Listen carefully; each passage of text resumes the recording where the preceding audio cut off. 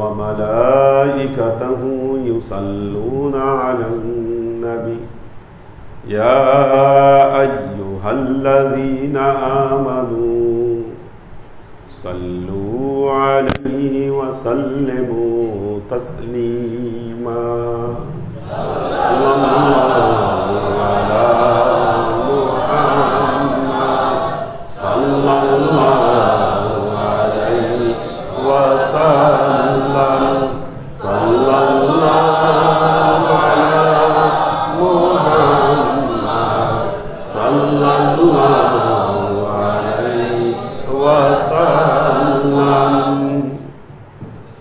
আল্লাহর আশিক ও সালেক বৃন্দ, সর্বপ্রথম ঈদে মিলাদুন নবী প্রসঙ্গ। বেশি দিন তো দেরি নেই, আমাদের তো অনুষ্ঠান আয়োজন করতে হবে। ডেট কবে হবে এটা আমরা পরে আরও অবস্থা বুঝে আমরা জানাবো যে কোন দিন বা কোন ইয়াতে করলে আমাদের ভালো হয়। যে কোনো শুক্রবারই আমরা করব ঈদে মিলাদুন নবীর প্রোগ্রামটা। এক্স্যাক্ট 12 তারিখেই যে করতে হবে তা না, বা বিষয়টি সেরকম নয়। আমরা সুবিধা মতো সময়ে এটাকে আদায় করে দেব, কিন্তু এটার প্রস্তুতি শুরু করতে হবে এখন থেকেই ঈদে মিলাদুন নবীর। আমরা তো বিগত 2 বছরেও বেশ বড় করে আমরা আয়োজন করেছি, তো এবারও আমরা সেভাবেই আয়োজন করব ইনশাআল্লাহ।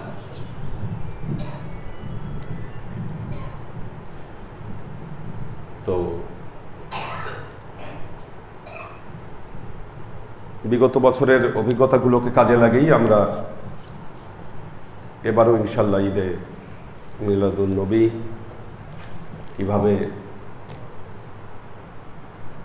আয়োজন করা যায়, কিভাবে করলে কি ভালো হয়, এটা নিয়ে পরামর্শ বা আলোচনা আরও আগে থেকেই শুরু করা উচিত ছিল। আমি ভেবেছিলাম বৃহস্পতিবারে এটা নিয়ে আলোচনা করব, কিন্তু মানে কোনো কারণে ভুলে গিয়েছিলাম, সেই জন্য হয়নি। আমরা সহিহ বুখারী থেকে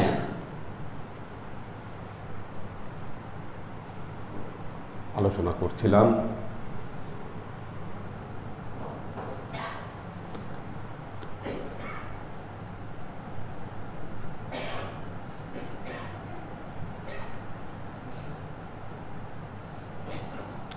আমরা কিতাবুস সাওম আলোচনা করছি, যদিও এটি রমজান মাসে আমাদের আলোচনা করার কথা।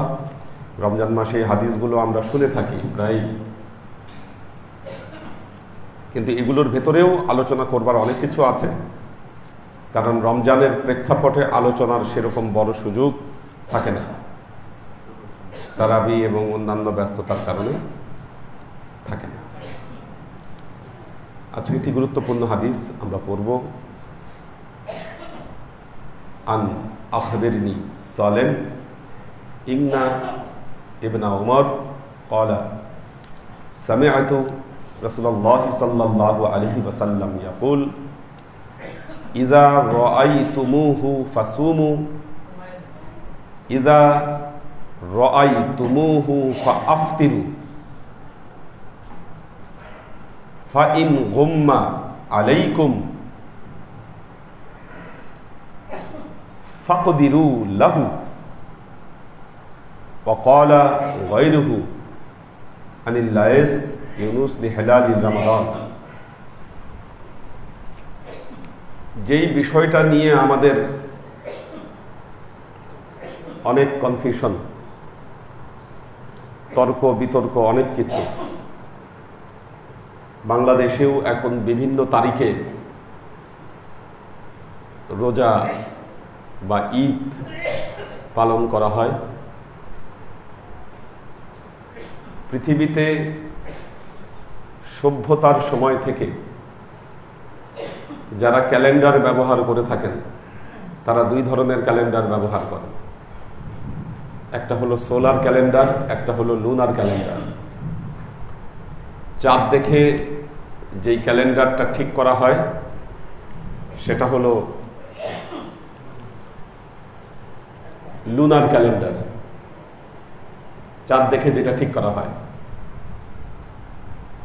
আর সূর্য দেখে যেটা ঠিক করা হয়, যে ক্যালেন্ডার মেনটেন করা হয়, সেটা হলো সোলার ক্যালেন্ডার। লুনার এবং সোলার দুই ধরনের ক্যালেন্ডার ব্যবহার করা হয় আমাদের সমাজে। তো লুনার ক্যালেন্ডারে ডেট মাস অনুযায়ী ঠিক থাকে না, সোলার ক্যালেন্ডারের ডেট ঋতু অনুযায়ী ঠিক থাকে। সূর্য যখন উঠলো কি উঠে নাই এটা খোঁজার কিছু নাই। যে টাইমে সূর্য উঠার কথা, সূর্য উঠে গেলে আমরা এমনিই দেখতে পাই। দিনের আলো দূরভূত হয়, দিনের আলো দূরভূত হয়ে যায়, রাতের অন্ধকার দূরভূত হয়ে যায়, দিনের আলো জাগ্রত হয়ে যায়। সূর্য উঠেছে দেখলেই বোঝা যায়, সবাই বোঝে যে নতুন দিন শুরু হয়েছে। সূর্যের এত আলো। আর বিজ্ঞান,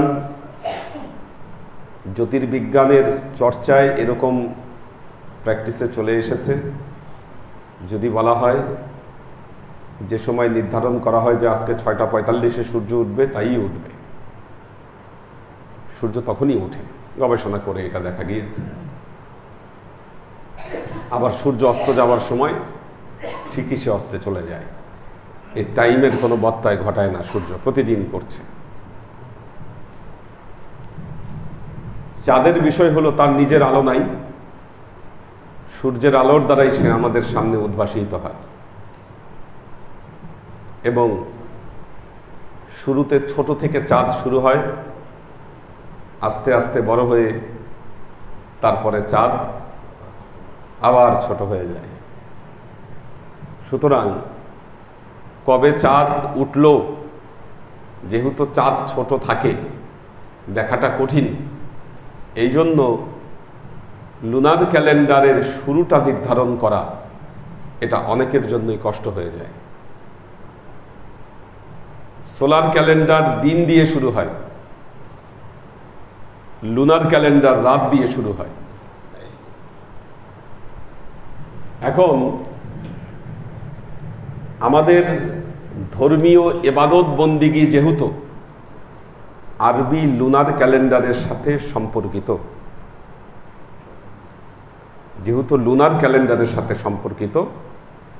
সেহেতু আমাদের চাঁদ দেখার যে বিষয়টা, এটা নিয়ে সারা পৃথিবীতে আলেম ওলামাদের মধ্যে একটা বিতর্ক দেখতে পাওয়া যায়। চাঁদ পৃথিবীর পশ্চিম দিকে আগে ওঠে, পূর্ব দিকে পরে আসে। তো এখন চাঁদ দেখা নিয়ে দুটো বর্ণনা। সহিহ বুখারীর বর্ণনায় আমরা এখন যে হাদিসটি পড়লাম, আল্লাহর নবী বলেছেন স্পষ্ট, যে আমি বর্ণনাটা এখন আপনাদের সামনে পড়লাম, ইজা রাআইতুমুহু, ইজা যখন, রাআইতুমুহু তোমরা তাকে দেখবে, ফাসুমু অতঃপর তোমরা রোজা রাখবে। চাঁদ যখন দেখবে তখন রোজা রাখবে, আবার চাঁদ যখন দেখবে তখন রোজা ভাঙবে। আল্লাহ নবীর স্পষ্ট বক্তব্য। এই জন্য আমরা আমাদের জমিন থেকে চাঁদ দেখার উপরে এটার গুরুত্বটা আমরা নির্ধারণ করে থাকি যে না, এটা দেখেই চাঁদ দেখা উচিত বা রোজা ভাঙা উচিত। বাংলাদেশে যারা একদিন আগে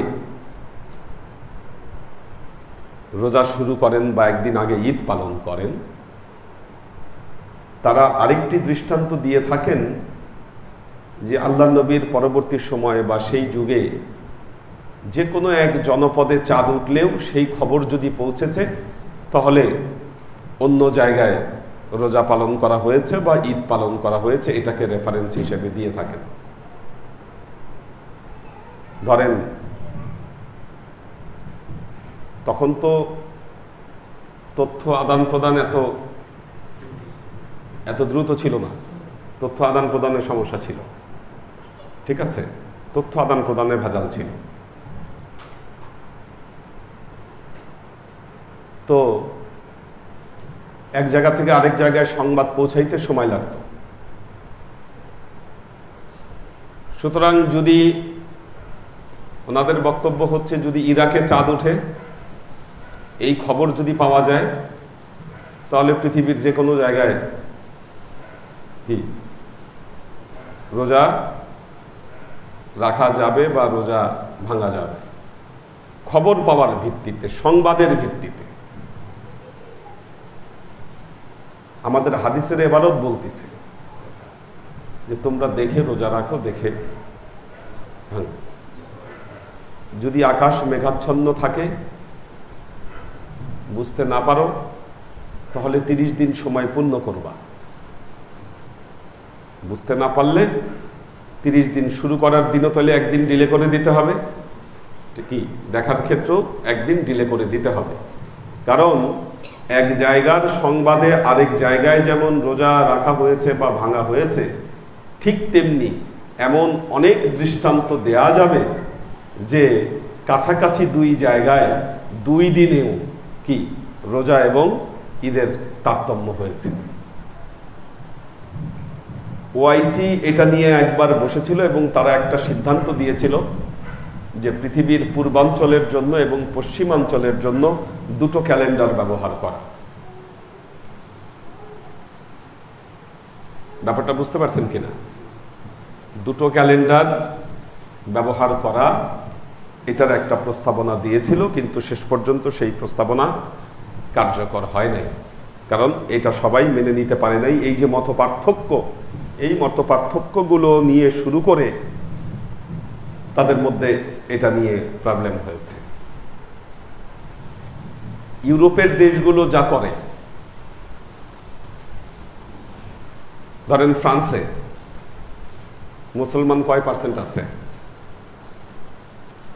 বা আমেরিকায় যারা আছে কয় %? না সেখানে চাঁদ দেখা কমিটি আছে, না সেখানে ইসলামিক ফাউন্ডেশন আছে, না অন্য কিছু। তাহলে মুসলমানরা করবে কি? তারা খুব স্বভাবতই, সহজতই তারা দেখে যে সৌদি আরবের মানুষরা কি করতেছে, প্র্যাকটিসটা কিভাবে আসছে। তারা খুব সহজেই দেখতেছে সৌদি আরবের মানুষ কি করতেছে। যখন খবর পায় যে না আজকে সৌদি আরবে শুরু হয়েছে, আচ্ছা আমরাও শুরু করি। এছাড়া তাদের কোনো উপায় নেই। কারণ চাঁদ দেখবে, খুঁজবে, ওই জায়গায় মুসলমান কমিউনিটি যারাই আছে এতটা সুযোগ কই। কিন্তু বাংলাদেশ, পাকিস্তান, মালয়েশিয়া, যেগুলো দেশে মুসলিম অধ্যুষিত দেশগুলো, তাদের নিজস্ব আত্মসত্তা আছে এবং সব জিনিসগুলো নিজেদের মধ্যে আছে। তারা আবার এটার উপরে তারা জোর দিচ্ছে যে না, আমাদের নিজেদের মাটি থেকে আমরা দেখবো, আমরা তারপর রোজা রাখবো। কি কারণ? আল্লাহ নবীর নির্দেশ যে এটা দেখে তোমরা রোজা রাখো, এটা দেখে তোমরা রোজা ভাঙো। এই জন্য দেখা যাচ্ছে কখনো কখনো আমাদের পাকিস্তানে একদিন আগে হয়ে যাচ্ছে, বাংলাদেশে একদিন পরে হচ্ছে। এখন আপনি বলতে পারেন যে হুজুর তাহলে একদিন আগে আর পরে হলে তো অনেক বড় ভেজাল হয়ে যাবে। ভেজালটা কিরকম? ভেজালটা কিরকম? কারণ জোর বেজোরে সমস্যা হয়ে যাবে। রমজানের বেজোর রাত্রি জোর রাত্রিতে সমস্যা হবে। এটা প্রবলেম দাঁড়ায় যায় না? প্রবলেম যে দাঁড়ায় যায় না একটা। এই যে বৈচিত্র্যতা, এটাই ইসলামের সৌন্দর্য। আল্লাহর কি সেটআপে অভাব আছে ফেরেশতাদের? কদর আল্লাহ কয় জায়গায়, কত ভাবে, কত মুহূর্তে ঘটাই দিতে পারে, এটা আমরা হিসাব করে লাভ নাই। কি আল্লাহ পবিত্র কোরআনের যে আয়াতটা বলেছেন লিতুকমিলুল ইদ্দাত, না ওয়ালিতুকাব্বিরুল্লাহা আলা মা হাদাকুম লাআল্লাকুম তাশকুরুন। বলতেছে আল্লাহ তোমাদের জন্য এটাকে ইজি করে দিয়েছেন যেন তোমরা ইদ্যত পূরণ করতে পারো, সময়কালটা যেন তোমরা পূরণ করতে পারো, সময়টা যেন তোমরা। তাহলে সব আলোচনার মূল কথা হলো আমরা তাহলে কি করতে পারি। আমাদের দেশের প্রবলেম হলো আমাদের চাঁদ দেখা কমিটি আছে একটা, কিন্তু সেই কমিটি হলো একটা রুম, একটা টেলিফোন থাকে, আর ফাউন্ডেশনের সচিব বা ডিজি ওনারা যারা আছেন ওনারা বসে থাকে। বিভিন্ন জেলা থেকে যদি ফোন আসে সেই ফোনের ভিত্তি হলো চাঁদ দেখা কমিটি। আমরা যদি ভাবি যে না চাঁদ দেখা কমিটি প্লেন নিয়ে উড়ে উড়ে চাঁদ দেখে, ছোটবেলায় ভাবতাম যে চাঁদ দেখা কমিটি মনে হয় এই কাজ করে, তারা মনে হয় টেলিস্কোপ নিয়ে হয়তো চাঁদ দেখে, কি এই ধরনের কোনো কাজ চাঁদ দেখা কমিটি করে না। ওনারা রুমের মধ্যে বসে থাকে, চাঁদ দেখা কমিটি রুমের মধ্যে বসেই ওনারা চাঁদ দেখা কমিটি তাদের দায়িত্ব বাস্তবায়ন করে। যে অন্য কোনো জেলা প্রশাসকের কাছ থেকে যদি ফোন আসে, ঠিক আছে, এই ফোনের দায়িত্ব বাস্তবায়ন করাই হলো চাঁদ দেখা কমিটির কাজ। আমার প্রশ্ন হলো বিজ্ঞান যদি বলে দিতে পারে আজ থেকে 2 মাস পরে চন্দ্রগ্রহণ হবে, সময় নির্ধারণ করে দিতে পারে এতটা থেকে এতটা পর্যন্ত চন্দ্রগ্রহণ হবে, তাহলে কি ওই প্রযুক্তি কি বলে দিতে পারে না যে বাংলাদেশের মাটিতে কবে চাঁদ দেখা যাবে? বলে দেওয়া সম্ভব। এটা প্রযুক্তি ব্যবহার করতে হবে। সৌদি আরবের সাথে আমাদের সময়ের ডিফারেন্ট কতখানি? হ্যাঁ, 3.5 ঘন্টা। আচ্ছা, ধরেন 3 ঘন্টা হলো বা 3.5 ঘন্টা হলো আমাদের সময়ের ডিফারেন্ট। প্রবলেম হলো চাঁদ 2 ঘন্টার মধ্যে ডুবে যায়, নতুন চাঁদ। এখন যেই সময়ে ধরেন সৌদি আরবে চাঁদ উঠছে,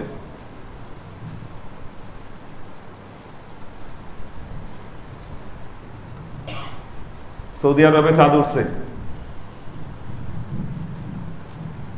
আমাদের সময় এখানে আগে না পরে? জিনিসটা খেয়াল করেন, সৌদি আরবে সন্ধ্যা হওয়ার আগেই আমাদের এই জায়গায় সন্ধ্যা হয়ে গেছে।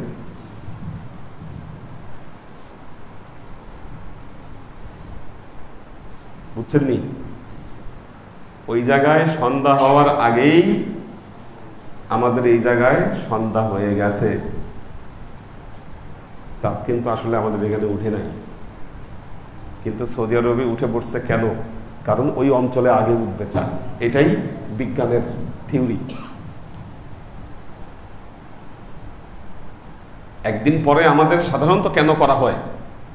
এ কারণে, কারণ ওখানে চাঁদ উঠে গেছে, তার আগে আমাদের এই জায়গায় সন্ধ্যা হয়ে গেছে। এবং কখনো কখনো 2 দিনও ল্যাপস করে। কারণ হলো চাঁদ উঠার পরে সাধারণত সারাদিন চলে গেলে তো এরপর দিন আমাদের এখানে চাঁদ দেখা যাবেই, এটাই স্বাভাবিক। এরপরের রাতে আমাদের এখানে উঠবে চাঁদ, এটাই স্বাভাবিক। খালি কিছু হিসাব কিতাব ঠিক রাখলে এক্সাক্ট বলে দেওয়া সম্ভব যে বাংলাদেশ থেকে কবে চাঁদ উঠছে, কবে। চাঁদ দেখা কমিটিতে যদি খালি একজন এক্সপার্ট নিয়োগ দেওয়া হয়, ওনারা হিসাব কিতাব করে বলে দিতে পারবে।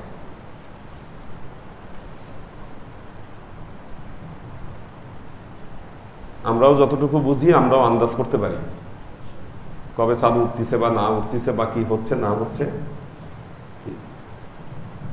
আন্দাজ করা যায়।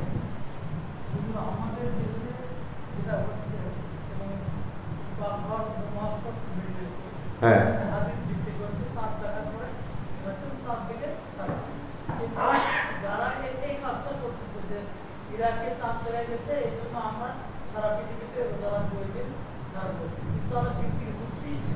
তাদের ওইটা বলতেছে যে এর আগেও এরকম কোনো দেশে করা হয়েছে, তাদের যুক্তি। আমরা যেটা করছি এটা হলো এই যে যেটা পড়লাম এই সংক্রান্ত আরো হাদিস সামনে পাবেন, এই সংক্রান্ত আরো হাদিস সামনে পাবেন। চাঁদ দেখে তোমরা রোজা রাখো।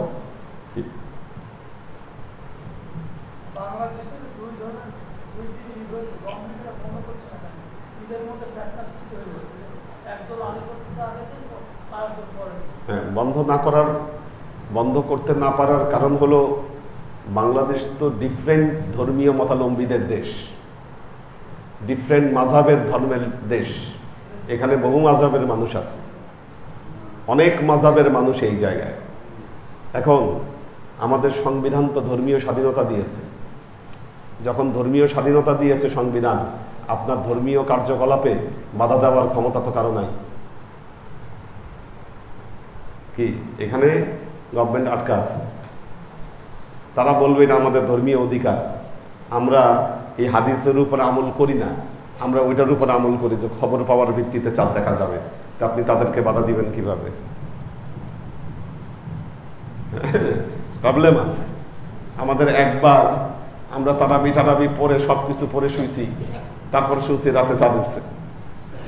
একবার আমাদের একজন মুফতি সাহেব, উনি রাত 2টার সময় চাঁদ দেখছে, অথচ চাঁদ 2 ঘন্টার মধ্যে ডুবে যায়। ঠিক আছে, এটা নিয়ে এরপর দিন বিশাল গ্যাঞ্জাম তৈরি হয়েছে। একদল ঈদ পালন করছে, একদল করে দেবে। তো এই সমস্যাগুলোর সুষ্ঠু সমাধানের জন্য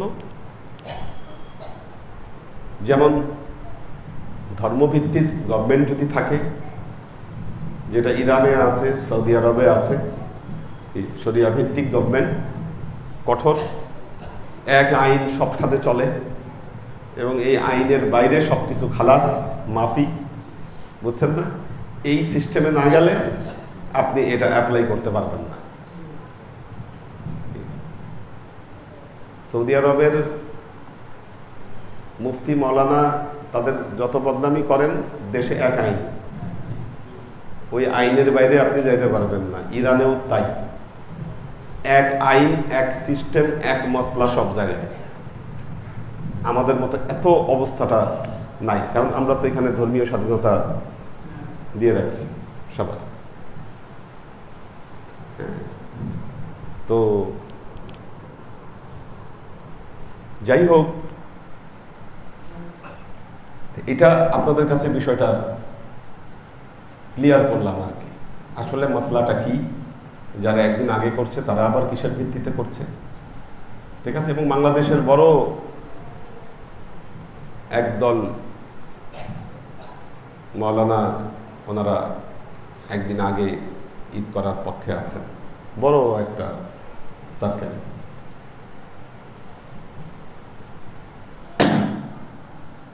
কয়েকদিন আগে যে ইন্তেকাল করলেন ডক্টর শমশের আলী, উনিও মনে হয় একদিন আগে ঈদের ব্যাপারে ছিলেন।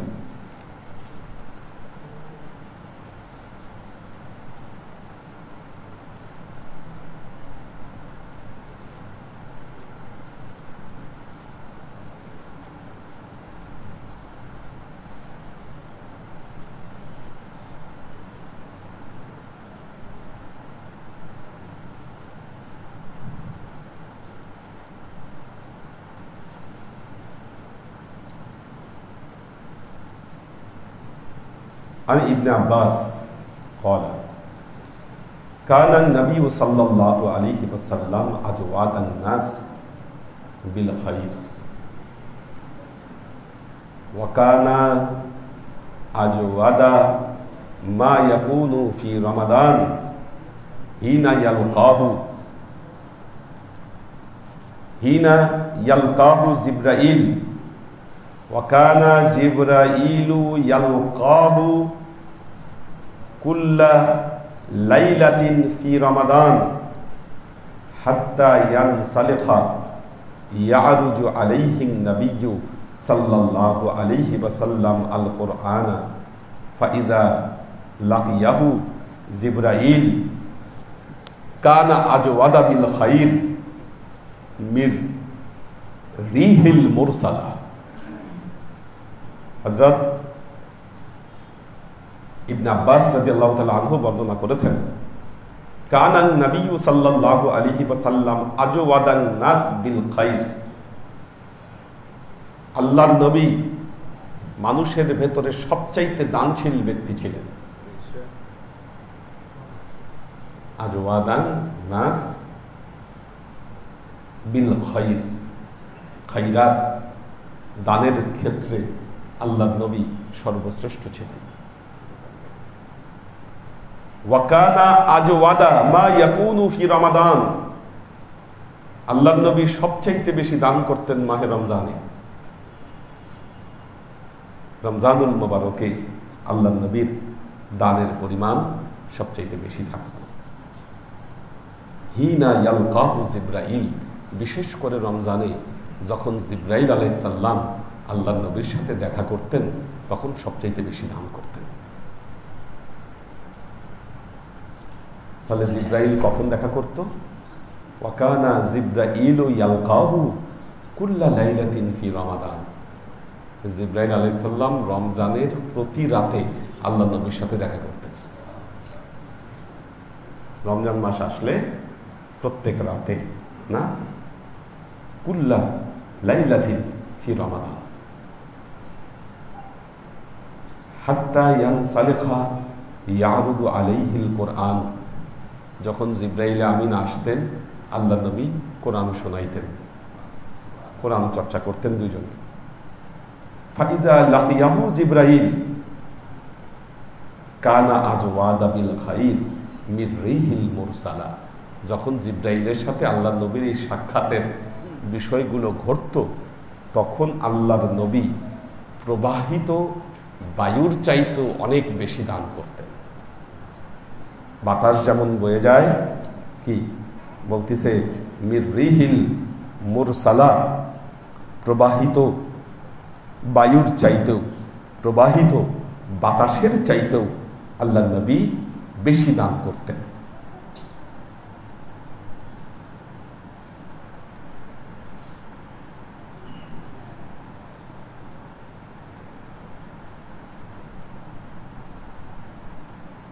তো এই জন্য রমজানের আমলের সার্থকতা, রমজানের আমলের সার্থকতা দানের উপর নির্ভর করে। দানের উপর নির্ভর করে। আব্বা বলতেন ইবাদতের সাফল্য 99 দানে আর 1 জিসমানি ইবাদত। 99 দান আর 1 জিসমানি ইবাদত। মনে আছে কিনা আপনাদের?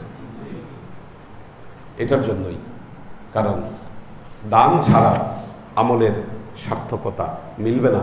এবং আল্লাহর নবী তাই করতেন, বিশেষ করে মাহে রমজান মাস আসলে কি এত অধিক দান করতেন তিনি। কানা আজওয়াদান নাস,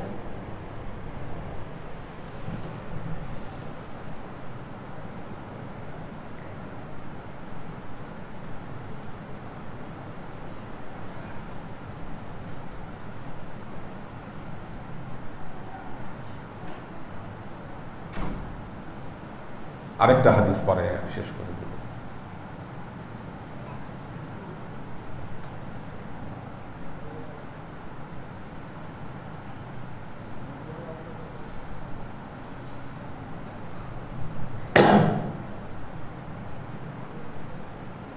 عن أبي هريرة رضي الله تعالى عنه قال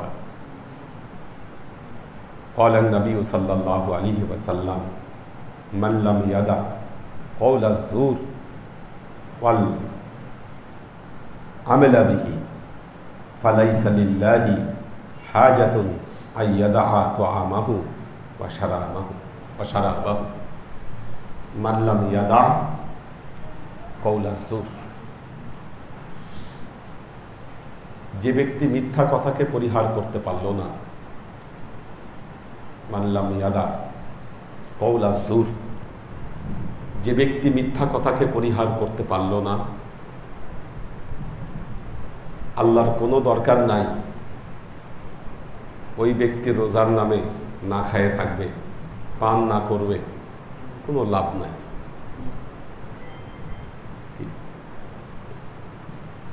কওলা জুর, এর মধ্যে মিথ্যা, গীবত, ফাহেসা সবকিছু অন্তর্ভুক্ত।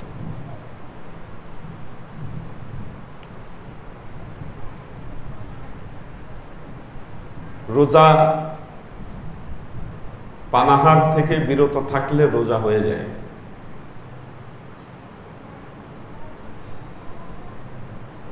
কিন্তু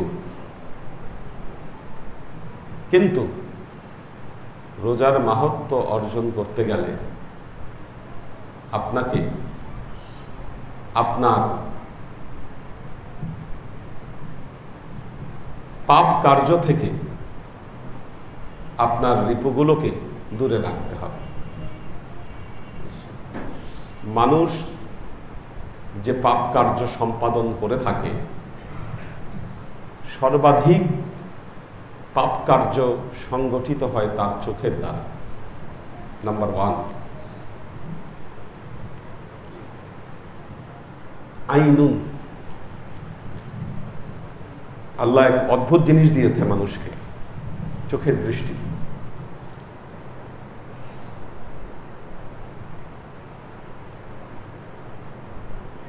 তো এই চোখের দ্বারাই জাহিরি জগৎ থেকে আপনার বাতিনি জগৎ প্রভাবিত হয় এই চোখের দ্বারা। সর্বপ্রথম হচ্ছে চোখ, যে সবচাইতে গুনাহ করাতে পারে আপনাকে, সেটা হলো আপনার এই চোখ। আপনার বাতিনি জগৎ,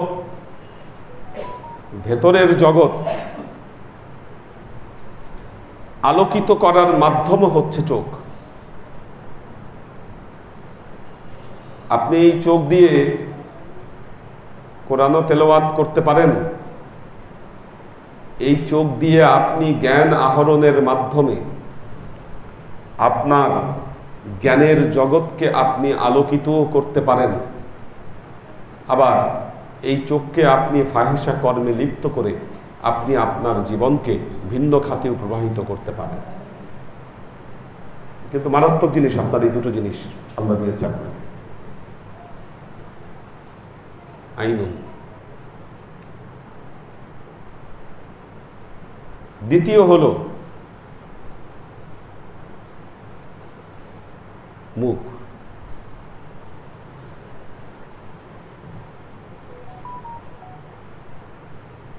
মুখ, এটা দ্বারা গুনাহ করা খুব সহজ। চোখের পরেই আপনার মুখের স্থান। এজন্য আমার নবী বলছেন, মান সাকাতা নাজাতা। যে ব্যক্তি যত চুপচাপ তার মুক্তির সম্ভাবনা তত বেশি।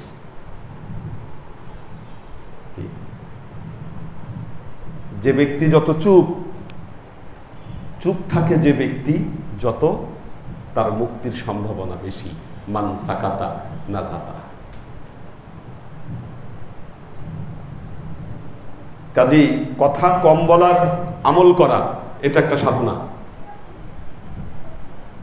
আরবিতে একটা প্রবাদ আছে, কাসরাতুল কালাম আলামাতুল আহমাক।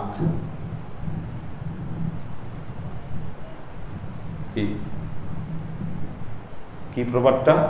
কাসরাতুল কালাম আলামাতুল আহমাক। মানে কি? বেশি কথা বলা আহামকের আলামত। কিছু মানুষ আছে দেখবেন বসলে এত পটর পটর করে, আপনাকে বলার কোনো সুযোগ দিবে না, খালি বলতেই আছে।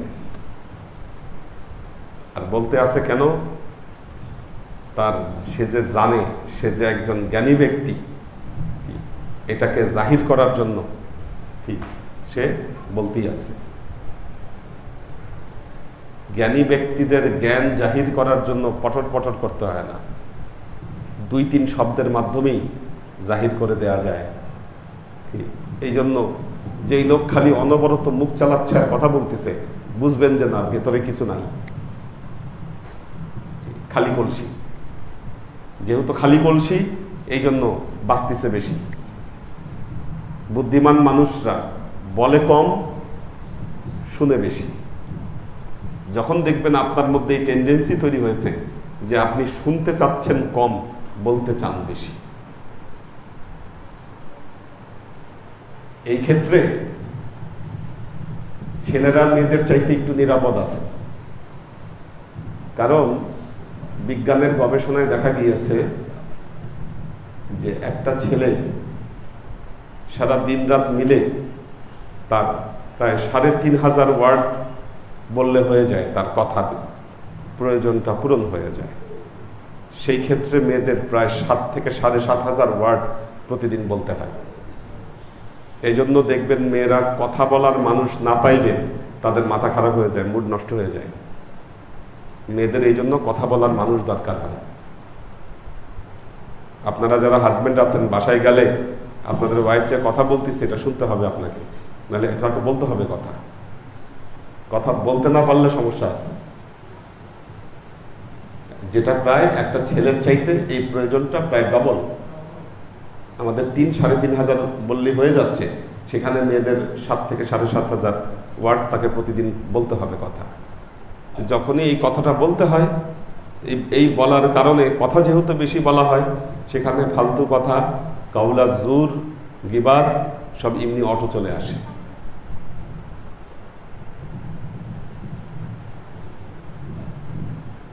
কিন্তু কথা বলার, কম বলার সাধনা, এটা কিন্তু বড় একটা সাধনা। যে বললো বেঁচে গেল।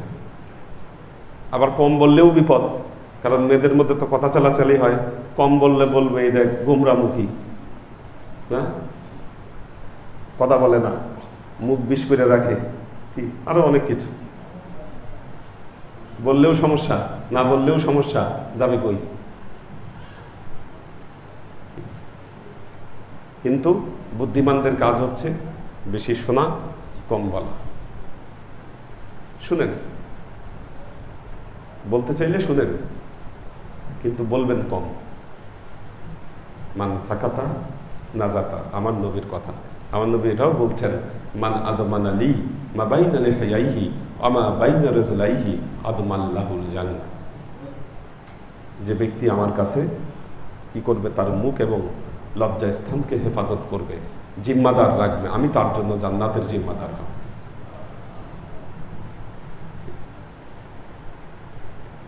তবে আমাদের ছেলেদের মধ্যে আবার কেউ কেউ আছে, কথায় আবার মেয়েদেরকেও ছাড়াই যায়। ছেলেদের মধ্যেও আছে।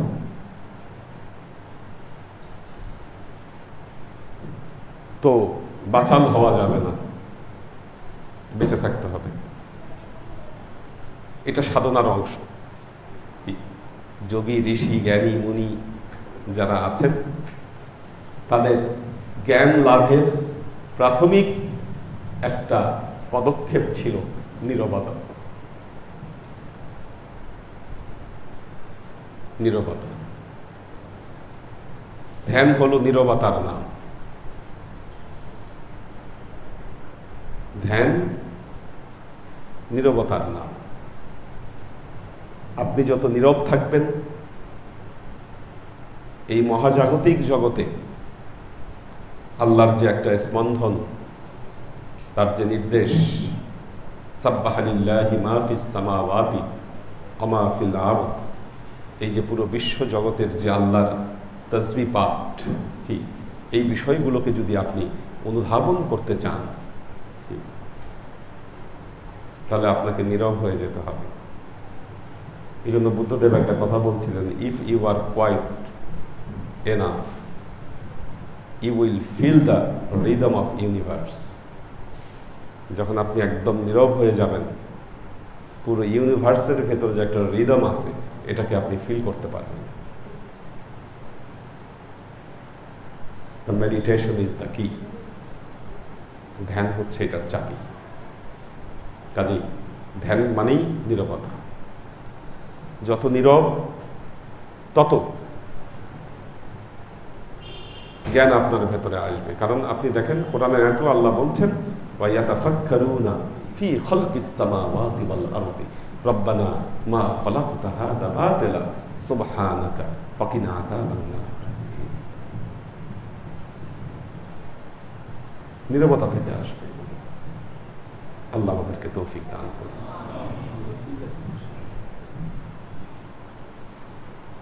আসলে তেলাওয়াত করতে গেলে একটু সমস্যা হয়, মানে কাশি আসতেছে আর কি, এই জন্য নামাজ করছি না। কথা বলায় অতটা সমস্যা হচ্ছে না, কারণ তেলাওয়াতের রিদমটা আবার একটু লাউড, তো বলতে গেলে সমস্যা হচ্ছে। আল্লাহুম্মা আমিন। আল্লাহুম্মা সাল্লি আলা মুহাম্মাদ ওয়া আলা আলি মুহাম্মাদ।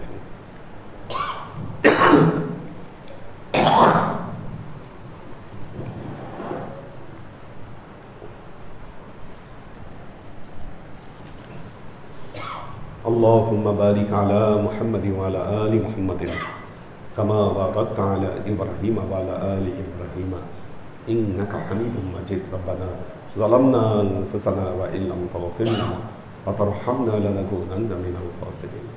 ربنا آتنا في الدنيا حسنة وفي الآخرة حسنة وقنا عذاب النار. ربنا لا تزغ قلوبنا بعد إذ هديتنا وهب لنا من لدنك رحمة إنك أنت الوهاب. اللهم إنك عفو تحب العفو فاعف عني يا غفور رحيم الودود. اللهم نور قلوبنا بنور الإيمان ونور قلوبنا بنور الإسلام ونور قلوبنا بنور الإحسان وزين أخلاقنا بنور محمد صلى الله عليه وسلم. اللهم إنا نسألك علما نافعا رزقا واسعا عملا مقبولا شفاء من كل داء قلبا خاشعا ذهنا ذاكرا إيمانا كاملا توبة قبل الموت راحة عند الموت ونجاة بعد الموت. اللهم إنا نسألك رحمتك في كل درجة فلاح في كل أمر ونعوذ بك من الشرك والشك والنفاق والبدعة ومن كل وسوسة الشيطان.